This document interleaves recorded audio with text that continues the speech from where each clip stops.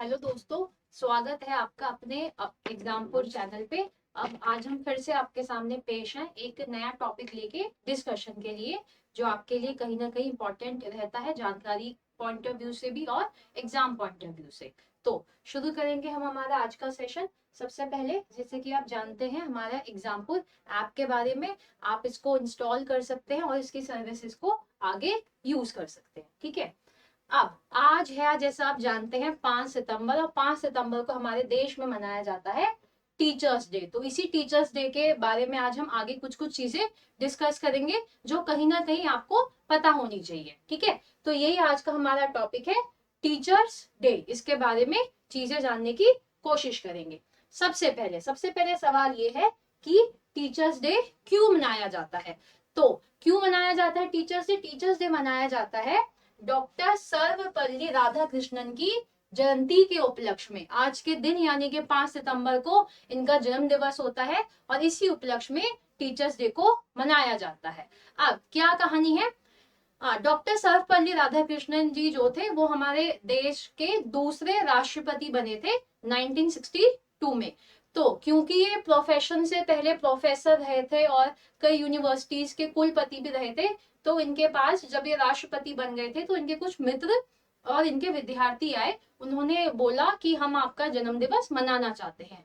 तो उनको डॉक्टर सर्वपल्ली राधाकृष्णन ने बोला कि मुझे बहुत खुशी होगी अगर आप लोग मेरे जन्म दिवस को शिक्षक दिवस के रूप में मनाएंगे या फिर टीचर्स डे के रूप में मनाएंगे। तो तभी से ही 1962 से शुरुआत की गई थी और 1962 से ही 5 सितंबर को, यानी कि डॉक्टर सर्वपल्ली राधाकृष्णन जी का जो जन्म दिवस था, उसको हम लोग टीचर्स डे के रूप में मनाते हैं। तो ध्यान रखिएगा, किसका जन्मदिन के उपलक्ष्य में होता है? डॉक्टर सर्वपल्ली राधाकृष्णन जी के जन्म दिवस के ऊपर। अब ये जो हमारा इस साल जो शिक्षक दिवस मनाया जा रहा है, यानी कि 2022 वाला, इसकी थीम क्या है? थीम हम देखेंगे। क्या थीम है? शिक्षक, बढ़ते संकट के बीच भविष्य की नई कल्पना। Teacher, leading in crisis, reimagining the future. तो ये एग्जाम पॉइंट ऑफ व्यू से बहुत इंपॉर्टेंट है। कई एग्जाम्स में जो ये हमारे सालाना ओकेशन जो आते हैं, उनकी थीम पूछ ली जाती है। तो टीचर्स डे की थीम ये है, जैसे कि आप लोग स्क्रीन पे देख सकते हैं। अगर अब हम चले आगे की ओर, डॉक्टर राधाकृष्णन के बारे में जानने की कोशिश करेंगे। अब सबसे पहले, डॉक्टर राधाकृष्णन जी का जन्म 5 सितंबर 1888 को हुआ था, तमिलनाडु के तिरुपति में। याद रखेंगे, 5 सितंबर आज की तारीख, और 1888 में इनका जन्म हुआ था। इसके बाद ये पेशे से एक प्रोफेसर थे और एक दार्शनिक यानी कि फिलोसोफर भी रहे, और ये अपने जीवन के अगले पड़ाव में पॉलिटिशियन यानी कि राजनीतिज्ञ भी बने। अगर हम इनके कामों के बारे में और जानने की कोशिश करें कि इन्होंने क्या क्या अपना देश के लिए क्या क्या सेवा प्रदान की, तो हम आगे देखेंगे।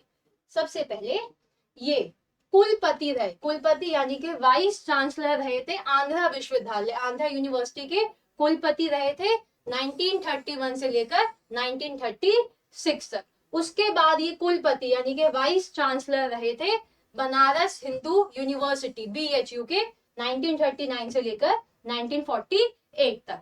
अब अगर आगे हम देखें तो ये यूनेस्को जो कि यूनाइटेड नेशंस ऑर्गेनाइजेशन का ही एक अंग है, उसमें इन्होंने भारतीय प्रतिनिधि मंडल का नेतृत्व किया था। कब की बात है ये? 1946 से लेकर 1952 तक। तो ये कुछ उनके महत्वपूर्ण काम, जिनको हम आगे भी देखेंगे कि कैसे ये आगे की ओर बढ़ते रहे। इसके बाद डॉक्टर एस राधाकृष्णन सोवियत संघ के, जो उस समय सोवियत संघ कहा जाता था, उसके दूसरे राजदूत रहे थे। भारत की ओर से सेकंड एम्बेसडर रहे थे। कहाँ पे? सोवियत यूनियन या फिर सोवियत संघ में। कब से कब तक? 1949 से लेकर 1952 तक। अब अगर और आगे देखें तो ये भारत के प्रथम उपराष्ट्रपति थे। जी हाँ, बिल्कुल। जब हमारे डॉक्टर राजेंद्र प्रसाद पहले राष्ट्रपति रहे थे हमारे देश के, तो डॉक्टर एस राधाकृष्णन हमारे देश के पहले उपराष्ट्रपति रहे थे। कब से कब तक? 1952 से लेकर 1962 तक। इसके बाद ये भारत के दूसरे राष्ट्रपति रहे थे, second president of India. Doctor Rajendra Prasad के बाद राष्ट्रपति वाला जो पद था वो इन्होंने संभाला था। कब से कब तक? 1962 से लेकर 1967 तक। अब अगर और हम आगे इनके बारे में जानने की कोशिश करें तो ये 1931 में 1931 में इनको ब्रिटिश साम्राज्य की तरफ से सर की उपाधि, सर एक टाइटल प्रदान किया गया था।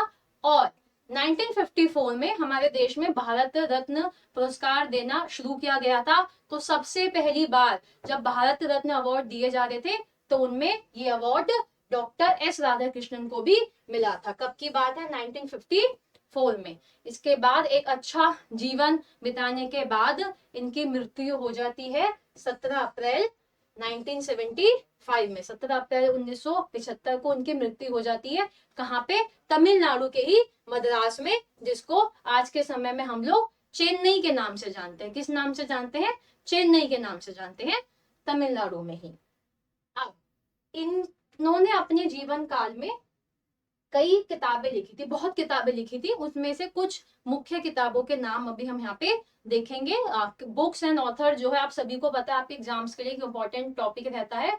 और क्योंकि आज 5 सितंबर है, टीचर्स डे है, डॉक्टर एस राधाकृष्णन का जन्म दिवस है, तो हम इन्होंने जो किताबें लिखी है उसके बारे में कुछ चीजें जान लेते हैं। कौन कौन सी किताबें इन्होंने लिखी है? मुख्य किताबें हैं कुछ, वैसे तो बहुत सी किताबें इन्होंने लिखी है, पर उसमें से कुछ किताबों के नाम हम यहाँ पे डिस्कस करेंगे।